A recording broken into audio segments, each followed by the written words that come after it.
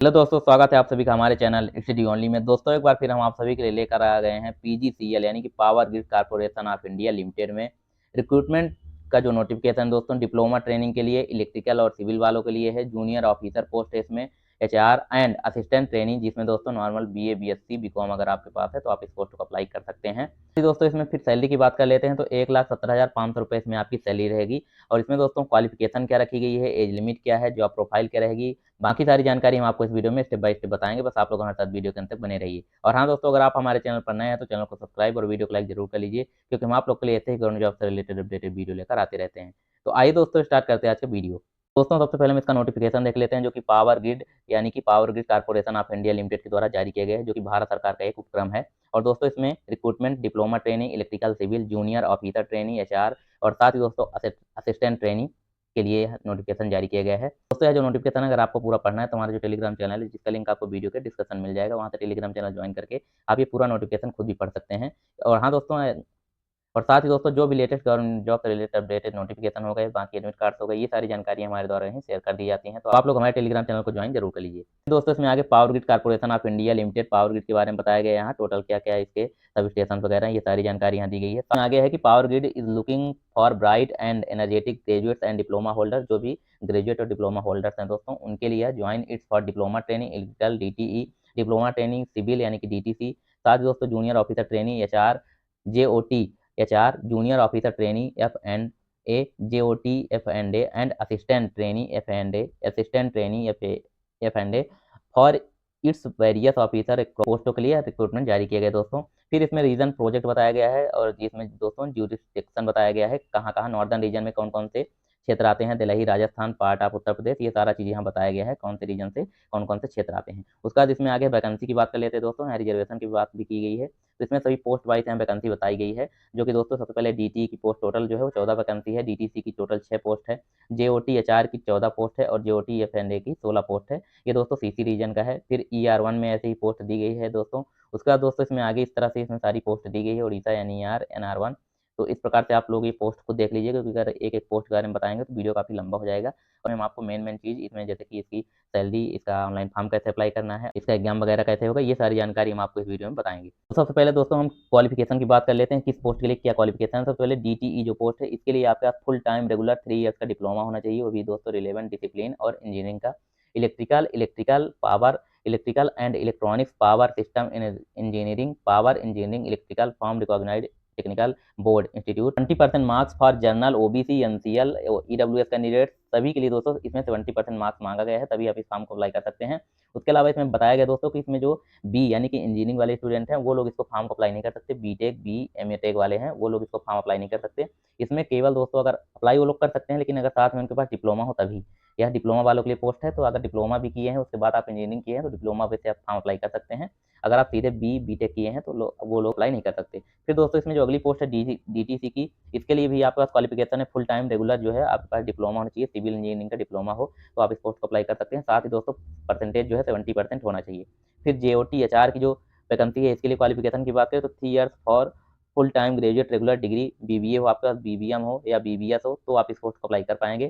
साथ ही दोस्तों इसमें परसेंटेज की बात करें तो इसमें 60% अगर आपके पास मार्क्स हैं तो ही आप इस पोस्ट को अप्लाई करेंगे। उसके अलावा दोस्तों इसमें candidates with post graduate degree diploma और equivalent higher education qualification shall not be allowed, यानी कि दोस्तों अगर किसी के पास हायर एजुकेशन है, पोस्ट ग्रेजुएशन है, तो वो लोग इस पोस्ट को अप्लाई नहीं कर सकते हैं। लेकिन अगर उनके पास जो है वो बीबीए बीबीएम या बीबीएस हो तो ही आप इस पोस्ट को अप्लाई कर पाएंगे इसके बेस से। फिर जेओटी एफ एंड ए की जो पोस्ट है, इसके लिए आपके पास क्वालिफिकेशन में इंटर हो, सीए, साथ ही इंटर सीएमए से हो तो आप इस पोस्ट को अप्लाई करेंगे। और कैंडिडेट्स विथ पोस्ट, इसमें भी पोस्ट ग्रेजुएशन डिग्री है तो आप इस पोस्ट को अप्लाई नहीं कर पाएंगे। फिर दोस्तों इसमें अगली जो पोस्ट है वो है असिस्टेंट ट्रेनिंग एफ एंड ए की। इसके लिए क्वालिफिकेशन की बात करें तो आपके पास बीकॉम विथ मिनिमम 60%, यानी बीकॉम हो आपके पास, साथ ही 60% मार्क्स हो, जनरल ओबीसी एनसीएल ईडब्ल्यूएस जो कैंडिडेट सभी के लिए, तो ही आप इस फॉर्म को अप्लाई कर पाएंगे। उसके अलावा दोस्तों इसमें कैंडिडेट विथ पोस्ट ग्रेजुएशन, अगर इसमें आपके पास पोस्ट ग्रेजुएशन है, एमकॉम वगैरह है, तो भी आप इस फॉर्म को अप्लाई नहीं कर पाएंगे। इसमें साफ साफ दिया है सीए हो सीएमए हो तो आप इस पोस्ट को अप्लाई नहीं करेंगे। अगर आपके पास एमकॉम है भी तो बीकॉम बेस से आप फॉर्म अप्लाई कर सकते हैं, एमकॉम बेस से ये फॉर्म आप अप्लाई नहीं कर पाएंगे। उसका दोस्तों इसमें आगे जो है एज लिमिट की बात कर लेते हैं, तो अपर एज लिमिट जो है 27 ईयर रखी गई है। 12/11/2024 तक आपकी जो मैक्सिमम एज है वो 27 साल होनी चाहिए। और पे स्केल की बात करें दोस्तों तो इसमें आगे दिया गया है selected candidate shall be undergo training for period of 1 year. जब आपका 1 साल का ट्रेनिंग पीरियड रहेगा तो दे आर पे during training and on successful completion of training is a given below, यानी कि दोस्तों ट्रेनिंग के दौरान भी आपको पेमेंट दी जाएगी, लेकिन ट्रेनिंग के बाद जो आपको पेमेंट दी जाएगी वो इसमें नीचे दी गई है सभी पोस्ट के अलग अलग। तो सबसे और the post of DTE DTC और JOT HR JOT, इनकी जो पोस्ट है दोस्तों, इनके लिए जो सैलरी है वो बताई गई है यहाँ। The selected candidates will be placed in the pay scale of rate 24,000 से दोस्तों 1,08,000 रुपये आपका बेसिक पे रहेगा इसमें IDA। और दोस्तों यह लेवल जो है विथ अ बेसिक पे ऑफ रेट 24,000 रुपये IDA HR, ये सारा चीज़ मिला के आपको टोटल 1,08,000 रुपये पर मंथ जो है इसमें सैलरी दी जाएगी। ट्रेनिंग के पीरियड के दौरान आपको 24,000 रुपये महीने में दिया जाएगा। फिर दोस्तों इसमें आगे है on successful completion of training the candidates will be observed as junior engineer, जो जूनियर इंजीनियर वगैरह हैं इनके लिए दोस्तों जूनियर ऑफिसर, और दोस्तों जी ग्रेड जो 4 की है, और साथ ही दोस्तों S1 लेवल इन अ पे स्केल, इनकी जो पे स्केल रहेगी 25,000 रुपये पर मंथ रहेगी। 3% इनको HR वगैरह दिया जाएगा। टोटल पे स्केल देखा जाए तो 1,70,500 रुपये इसमें आपकी सैलरी रहेगी। और दोस्तों इनका जो ग्रॉस टोटल बनेगा अप्रॉक्स ईयर वाइज तो 11.9 लाख का पैकेज इसमें इनका रहेगा। फिर दोस्तों इसमें for the post of assistant training, इसमें असिस्टेंट ट्रेनिंग की पोस्ट की बात की गई है, तो इनके जो बेसिक पे रहेगा दोस्तों तो 21,500 से लेकर 74,000 रुपये इसमें आपकी सैलरी रहेगी। और फाइनल दोस्तों इसमें इनका जो पैकेज रहेगा वो 10,30,000 रुपये अप्रॉक्स इनका। फिर दोस्तों इसमें हम एप्लीकेशन फीस की बात कर लेते हैं। तो ST SC PWBD और एक्स सर्विसमैन जो कैंडिडेट्स हैं इनसे कोई भी फीस चार्ज यहाँ नहीं लिया जाएगा। साथ ही दोस्तों कैंडिडेट्स अदर ST SC और जो एक्स सर्विसमैन हैं इनके अलावा जो कैंडिडेट्स हैं उनसे फीस चार्ज लिया जाएगा, यहाँ नीचे दिया गया है, जो कि नॉन रिफंडेबल रहेगा। इसमें दोस्तों उनसे फीस चार्ज जो DTE DTC IOT ये जो पोस्ट है तो इनके लिए 300 रुपये फीस चार्ज इनसे रखा गया है। वहीं for the post of junior training assistant की जो पोस्ट है उसमें आपकी फीस चार्ज जो है 200 रुपये रखा गया है। फिर दोस्तों इसमें आगे है फॉर द डिटेल इंस्ट्रक्शन, ये डिटेल में अगर आपको नोटिफिकेशन पूरा पढ़ना है तो आप यहाँ से ये जो इसकी ऑफिशियल वेबसाइट दी गई है इसके द्वारा डाउनलोड कर सकते हैं, या फिर हमारे टेलीग्राम से भी आपको ये पूरा नोटिफिकेशन पूरा मिल जाएगा, तो आप यहाँ से पढ़ सकते हैं। फिर दोस्तों इसमें रिलैक्सेशन एंड कंसेशन की बात की गई है, रिजर्वेशन के बारे में बताया गया है, साथ ही दोस्तों एज रिलैक्सेशन के बारे में बताया गया है। जैसे सबसे पहले OBC NCL तो इनको एज में 3 साल के रिलैक्सेशन मिलेगा। फिर दोस्तों ST SC जो कैंडिडेट्स हैं इनको एज में 5 साल का रिलैक्सेशन। फॉर PWBD जो कैंडिडेट्स हैं इनको 10 साल का एज में रिलैक्सेशन मिलेगा। एक सर्विसमैन जो है दोस्तों इनको भी एज में रिलैक्सेशन दिया जाएगा। उसके बाद दोस्तों विक्टिम्स ऑफ राइट यानी as the government of India के तहत इनको भी रिलैक्सेशन वगैरह दिया जाएगा। फिर दोस्तों इसमें reservation relaxation for EWS candidates ये सारा चीज़ भी यहाँ बताया गया है। उसका दोस्तों इसमें आगे है सिलेक्शन प्रोसेस की हम बात कर लेते हैं। तो सिलेक्शन प्रोसेस आपकी जो रिटन टेस्ट होगा सबसे पहले यहाँ नीचे दिया गया है। DTE DTC और जूनियर HR असिस्टेंट ट्रेनिंग की जो पोस्ट है तो रिटन टेस्ट कंप्यूटर बेस्ड होगा, जो कि दोस्तों 100% इसी का वेटेज है। इसी के मार्क्स के हिसाब से आपका सिलेक्शन किया जाएगा। जैसे जिसके मार्क्स आएंगे फिर शॉर्ट लिस्ट उन्हीं को कट ऑफ जारी किया जाएगा, उसके बाद ही आपको शॉर्ट लिस्ट किया जाएगा। फिर दोस्तों यहाँ नीचे बताया गया है test written test computer based test CBT जो होगा, तो यहाँ दोस्तों क्वेश्चन के बारे में बताया गया। ऑब्जेक्टिव टाइप ईच क्वेश्चन जो कि रहेंगे ऑब्जेक्टिव टाइप के, तो पार्ट एक में दोस्तों 120 क्वेश्चन रहेंगे TKT और PK TK। फिर दोस्तों इसमें टेक्निकल नॉलेज TKT और जो DT TTC है प्रोफेशनल नॉलेज PKT की, जो कि JOT और HR असिस्टेंट ट्रेनिंग वगैरह के लिए इनके लिए रहेगा। फिर दोस्तों सेकंड पार्ट जो है इसमें 50 क्वेश्चन आपके रहेंगे एप्टीट्यूड टेस्ट के यानी मैथ के। इसमें दोस्तों दिए गए will have question on English vocabulary यानी कि इंग्लिश भी रहेगा, वर्बल कंप्रीहेंशन, क्वांटिटिव एप्टीट्यूड यानी मैथ रीजनिंग, ये सारा चीज़ इसमें रहेगा। 50 नंबर का ये रहेगा। जनरल अवेयरनेस जो नॉर्मल सभी एग्जाम में आता है वनडे एग्जाम में दोस्तों, तो ये सारा ये रहेगा। और जो 120 क्वेश्चन ये आपका सब्जेक्टिव क्वेश्चन रहेंगे 120 का। टोटल जो है 170 नंबर का पेपर रहेगा आपका, 120 प्लस 50 170 नंबर होगा। फिर दोस्तों इसमें आगे है कि पोस्ट नेम रेशो एम्प्लॉयमेंट, यानी कि दोस्तों इसमें दिया गया है कि एक पोस्ट 1:5 का इसमें रहेगा, यानी कि एक पोस्ट पे 5 लोगों को बुलाया जाएगा, यहाँ नीचे बताया गया है दोस्तों। फिर इसमें दोस्तों कंप्यूटर स्किल टेस्ट भी होगा। जो लोग CST हैं तो इसमें computer skill test CST where are applicable will be qualifying in nature and qualifying marks in test shall be 50% of unreserved, यानी कि जनरल और EWS जो कैंडिडेट्स हैं उनको 50% लाना रहेगा। 40% reserve category candidate subject to reservation of the post, यानी कि 40% इनको चाहिए कंप्यूटर में और 50% अनरिजर्व कैटेगरी वालों को लाना पड़ेगा कंप्यूटर में भी। फाइनल सेलेक्शन है, फाइनल जो मेरिट लिस्ट है आपके, फाइनल जो मेरिट लिस्ट बनेगी वो आपके मार्क्स के ऊपर रहेगी, जिसके मार्क्स हाई रहेंगे उसी का चांस रहेगा, क्योंकि जैसे दोस्तों सभी एग्जाम में होता है। फिर दोस्तों यहाँ आगे हेल्थ स्टैंडर्ड वगैरह ये सारी चीज़ दी गई है। टेस्ट सेंटर्स भी यहाँ दिए गए हैं, वो हम बता देते हैं टेस्ट सेंटर कहाँ कहाँ रहेगा। तो सबसे पहले एनाल दिल्ली की बात करें, जयपुर दिल्ली देहरादून में रहेगा। जम्मू श्रीनगर चंडीगढ़ लखनऊ वाराणसी आगरा, फिर पटना रांची फर्स्ट में पटना रांची, फिर कोलकाता सिलीगुड़ी शिलोंग और गुवाहाटी और डिब्रूगढ़, ये दोस्तों हो गए। उसके बाद यहाँ उड़ीसा प्रोजेक्ट में भुवनेश्वर और राउरकेला और कटक में रहेगा। फिर SR फर्स्ट में हैदराबाद विजयवाड़ा विशाखापट्टनम फिर SR सेकंड में बेंगलोर, चेन्नई, कोची रहेगा। WR फर्स्ट में नागपुर, मुंबई, रायपुर रहेगा। WR सेकंड में बड़ोदरा, भोपाल, इंदौर भी है सेंटर, और CC में दोस्तों दिल्ली सेंटर आपका रहेगा। ये इतने जगह सेंटर ले सकते हैं आप, जिस भी रीजन से डालेंगे वहाँ का सेंटर आपको लेना पड़ेगा। फिर दोस्तों हाउ टू अप्लाई की बात कर रहे हैं कि यहाँ आपको फॉर्म कैसे अप्लाई करना है। तो सबसे पहले it is a mandatory that candidates go through the full text the advertisement, यानी कि फुल आपको पूरा रीड करना है नोटिफिकेशन। उसके बाद ही आपको, अगर आप एलिजिबिलिटी क्राइटेरिया जो मांगा गया है वो कंप्लीट करते हैं, तो आप इस फॉर्म को अप्लाई करेंगे। इसमें दोस्तों बताया गया है कि आपको फॉर्म अप्लाई कैसे करना है। सबसे पहले इसका लिंक जो है हम आपको वीडियो के डिस्क्रिप्शन में दे देंगे, जो कि यहाँ दिया गया है www.powergrid.in के माध्यम से आपको जाना है सबसे पहले।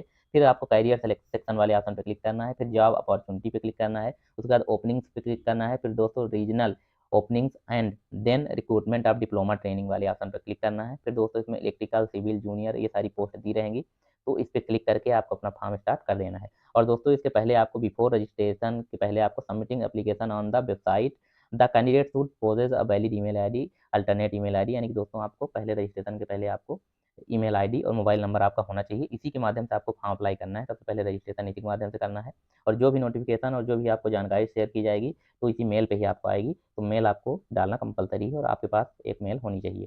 क्योंकि आपको डॉक्यूमेंट क्या क्या लगेंगे वो हम बता देते हैं। डॉक्यूमेंट इंपॉर्टेंट है, आपको कैसे क्या क्या होना चाहिए आपका। सबसे पहले रिसेंटली फोटोग्राफ आपकी होनी चाहिए, और साथ ही दोस्तों इसकी जो साइज हो 50 KB से ज़्यादा की नहीं होनी चाहिए, वो JPG में।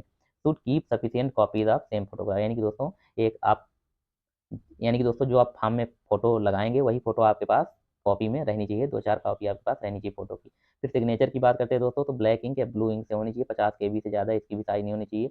डेट ऑफ बर्थ प्रूफ यानी मैट्रिक जो आपका 10th की मार्कशीट है उसकी भी आपको इसमें स्कैन करके लगाना है। इसकी जो साइज़ है 3 MB से ज़्यादा की नहीं होनी चाहिए दोस्तों, वो भी PDF फाइल में। उसके बाद दोस्तों इसमें अगला जो डॉक्यूमेंट है वो आपको क्वालिफ़िकेशन सर्टिफिकेट यानी मार्कशीट, जो आपकी जिस पोस्ट के लिए आप अप्लाई करेंगे उसकी मार्कशीट आपको स्कैन करके लगानी है। तो इसमें जो साइज़ है इसकी 10 MB रखी गई, 10 MB से ज़्यादा की नहीं होनी चाहिए, वो भी दोस्तों PDF फाइल में। और all qualification certificate and marksheet, सभी जो सेमेस्टर वाइज मार्कशीट है वो सारे इसमें स्कैन करके लगाना है इकट्ठा करके। फिर दोस्तों इसमें आगे है कैंडिडेट्स वर्किंग गवर्नमेंट PSU, अगर आप कहीं गवर्नमेंट जॉब में हैं ऑलरेडी तो उसकी भी आपको लगाना पड़ेगा स्कैन करके कॉपी। 3 MB की मैक्सिमम होनी चाहिए PDF।